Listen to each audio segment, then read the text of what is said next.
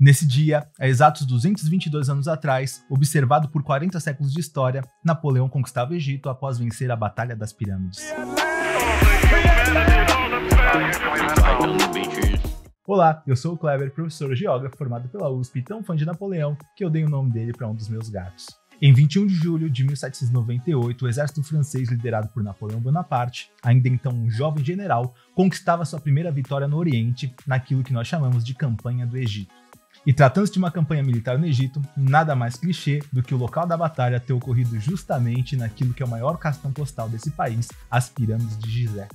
Após derrotar uma aliança militar formada por Áustria, Prússia e Reino Unido, durante as campanhas da Primeira Coalizão, que duraram de abril de 1792 até outubro de 1797, e também após garantir a estabilidade das fronteiras internas da França no continente europeu, ainda faltava à jovem República Francesa combater e derrotar um poderoso rival, o Reino Unido. O Reino Unido havia sido o principal articulador e financiador da Primeira Coalizão, sendo o único dos seus membros a não se render. Isso em grande parte por conta da sua localização privilegiada, ou seja, pelo fato do Reino Unido estar localizado em um conjunto de ilhas que eram guardadas por uma poderosa esquadra naval, e também pelo fato do Reino Unido possuir uma série de colônias espalhadas pelo mundo, colônias essas que eram a principal fonte de suas riquezas. Com a derrota de austríacos e prussianos e o fim da Primeira Coalizão em 1797, os franceses voltaram a atenção para o planejamento de uma ofensiva militar ao Reino Unido. Napoleão, que ganhou enorme prestígio como general por garantir a rendição da Áustria durante as guerras da Primeira Coalizão, foi nomeado líder do exército da Inglaterra,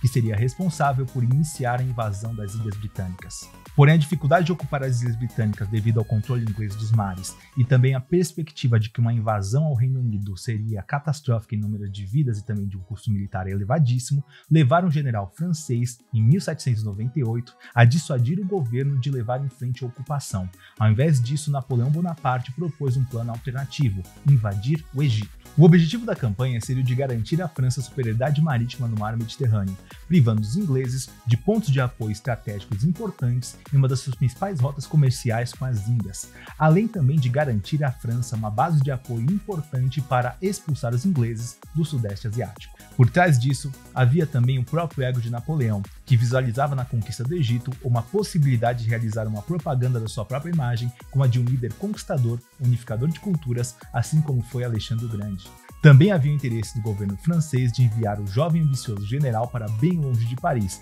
já que o crescimento da sua popularidade o tornava um candidato muito forte a chegar ao poder. Isso em uma época em que o jeito mais fácil de fazê-lo era por meio de golpes. Em maio de 1798, 3 meses após a mudança de planos, Napoleão deixava o porto de Toulon na França com 40 mil homens e em 1º de julho do mesmo ano desembarcava no porto de Alexandria, no Egito. Àquela altura, o Egito era nominalmente um território otomano, porém possuindo um certo grau de autonomia, governado aí por uma casta militar chamada de mamelucos, que traduzido significa escravos. No dia 21 de julho de 1978, as forças lideradas por Napoleão Bonaparte se deparam com as forças mamelucas lideradas por Murad Bey. O cenário que se armava a batalha parecia digno da história egípcia, pois a menos de 15 km de distância, sob o horizonte, se desenhava a silhueta das 3 grandes pirâmides que estão sob o Planalto de Gizé. Em menor número que as forças mamelucas e inspirado pelo momento, Napoleão exortou seus homens com a célebre frase: "Soldados, do alto desses monumentos, 40 séculos de história os contemplam." A batalha que seguiu consolidou a imagem de Napoleão como um gênio militar, que mesmo em menor número garantiu uma vitória francesa contra as forças mamelucas, consolidando a ocupação francesa no Egito. Apesar disso, a campanha no Egito pode ser considerada de maneira geral um fracasso militar, já que a região vai ficar sob posse francesa apenas durante 3 anos, entre 1798 e 1801. Um dos grandes motivos que explicam a curta duração da ocupação é a superioridade naval britânica frente à francesa. Poucos dias após a Batalha das Pirâmides, uma força naval inglesa liderada pelo almirante Horatio Nelson, um herói inglês das guerras napoleônicas, aniquilou a frota francesa estacionada no rio Nilo, impedindo que uma linha vital de apoio e suprimentos fosse estabelecida entre a França e suas forças no Egito, o que atrapalhou o andamento da campanha no Oriente Médio. Além disso, em março de 1799, forma-se a segunda coalizão contra a França, composta por Áustria, Rússia e também pelo Reino Unido.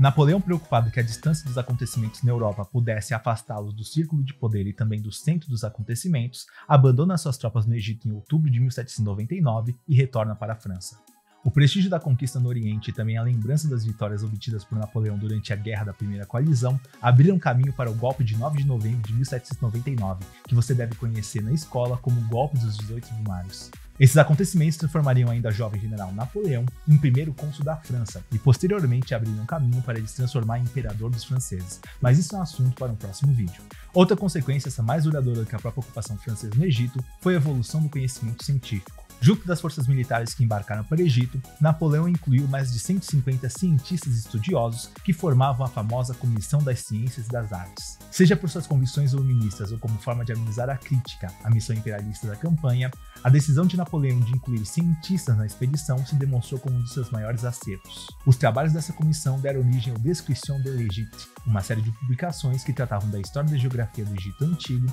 e que são o marco fundador da egiptologia, a ciência que estuda a cultura do Egito Antigo. Além disso, em 1799 é descoberta por um soldado francês de uma famosa pedra, a Pedra de Roseta, um fragmento de estela de grano de orito do século II, no qual o mesmo decreto está gravado em 3 idiomas diferentes, incluindo grego antigo e hieróglifos egípcios, que até então não haviam sido interpretados, permitiu que a linguagem dos antigos faraós finalmente fosse decifrada. Se para Napoleão e suas tropas, do alto daqueles monumentos, 40 séculos de história os contemplavam, hoje podemos contemplar muito mais claramente a história, graças àquilo que aconteceu nesse mesmo dia, há exatos 222 anos atrás. É isso aí, pessoal. Se você gostou desse vídeo, curte, compartilha, manda para amiguinho e para amiguinha, e a gente se vê no próximo episódio.